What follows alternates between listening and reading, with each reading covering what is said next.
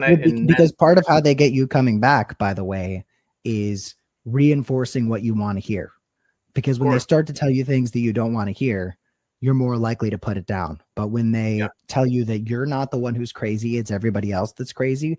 Well, if a thinking machine that is so advanced and intelligent, the narrative that's being driven about AI, and this is being driven even by people who are not necessarily pushing it, even by average people who are just talking about it, the narrative is AI is better at thinking than people.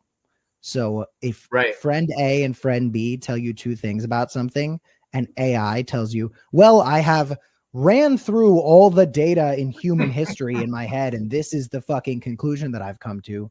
Well, I understand why so many people who are hearing that this is the most advanced programming in the world will go with that. But then suddenly you start reading a novel. I was rereading the Song of Ice and Fire, Game of Thrones books, and there's so many characters and there's so many moving plot lines that I was asking ChatGPT certain questions about the lore so I could make sure I was caught up on what certain characters' history was. There's a character you meet in book 1. You don't see him again until book 4. So I asked ChatGPT, "Oh, can you get me up to speed on where this guy's been?"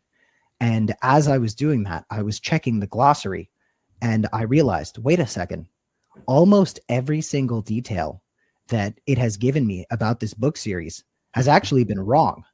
And these are books that have been out, for some of which for 3 decades, and there have been a million blog posts about it. They have all the data in the world to pull from, these AIs, and they're still getting it wrong. They make shit up all the time, and people don't realize that.